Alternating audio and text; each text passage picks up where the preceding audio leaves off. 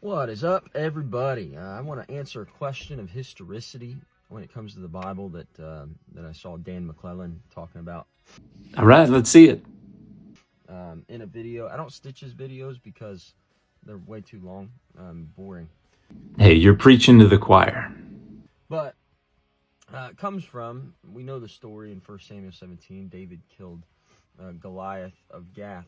I want to make note of something about the way 1 Samuel 17 identifies Goliath. It talks a little bit about the armor Goliath was wearing, and then in verse 7, it says, Va'etz chanito kimnor orgim, which means the shaft of his spear was like a weaver's beam.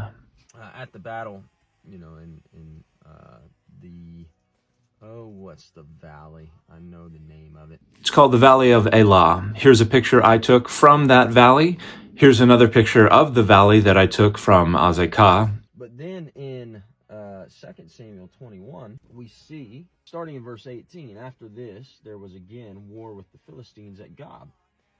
When Sibbecai the Hushite struck down Saph, who was one of the descendants of the giants, and there was again war with the Philistines at Gob, and Elhanan, the son of Jeroboam the Bethlehemite, struck down Goliath the Gittite, the shaft of whose spear was like a weaver's beam. Well, this causes a problem, right? Because David killed Goliath. And we know, beyond a shadow of a doubt, that nobody else who was a Philistine was ever named Goliath ever again. This is the silliness of academia, okay? The assumption that is made here by people like Dan McClellan is that the Goliath found at a different battle in a different time period from the Goliath found in 1 Samuel 17 must be the same Goliath because it fits with the narrative about biblical historicity that he wants to have. Well, no, it's not because it fits the narrative. It's because of that thing that you read right after the name Goliath, where it said the shaft of whose spear was like a weaver's beam. And the Hebrew of that is Va'etz chanito kimnor orgim. This is the exact same descriptor that is used to identify the specific Goliath in 1 Samuel 17 that David is said to kill. So this is not presupposing this narrative and then going out and just asserting assumptions in order to support that narrative. This is actually looking at the data in the text and then drawing the most likely conclusion from those data. And you just entirely ignored that the Goliath is identified specifically as the one, the shaft of whose spear is like a weaver's beam.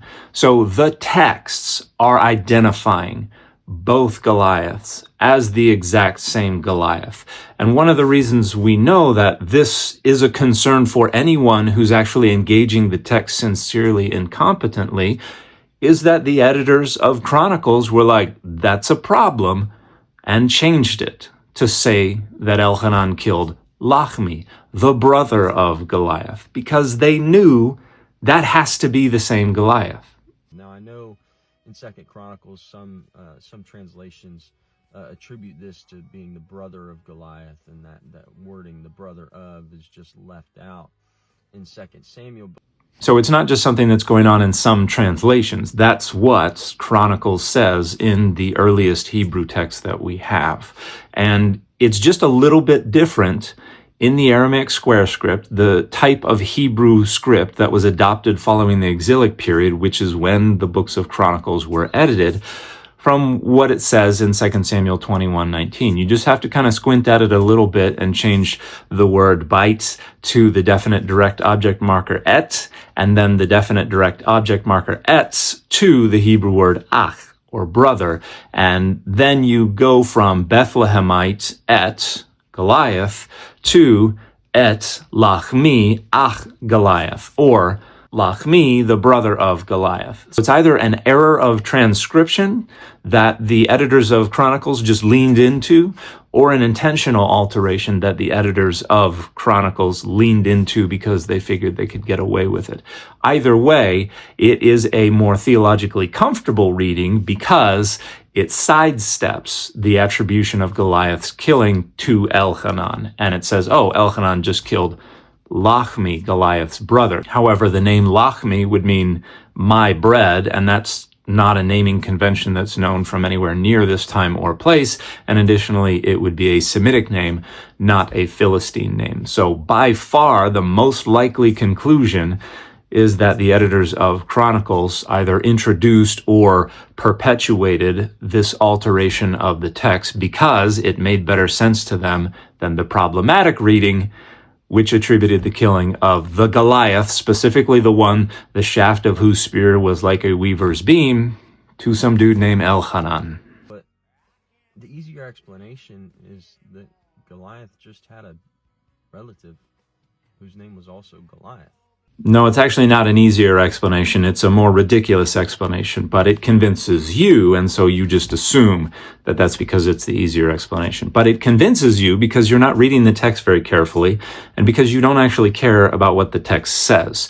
You need to be convinced because your priority here is defending your dogmas about the text being inspired and inerrant and univocal and historical. And you don't care what the text says as long as those dogmas can be maintained. And that's why you are entirely ignoring what the text says so you can mindlessly defend your dogmas. And so there's no reason to think that somebody messed up in writing it, that a scribe mistranslated something that they forgot to add in the brother of. It's just David killed Goliath and Elhanan killed Goliath. And they don't have to be the same person. I say maybe it's not time to dump academia, but maybe it is time to lower our expectations of the academic world. Okay. Counterpoint. I say you actually read the text that you so brainlessly defend as univocal and inerrant and inspired and historical and all these other things. But you won't, because those dogmas are more important to you than what the text actually says. Because if you actually paid attention to what the text actually says, that rather complicates those dogmas. But you won't do that, because again, the dogmas are more important to you than what the text actually says. And the fit for this video has been the Mignola Hellboy.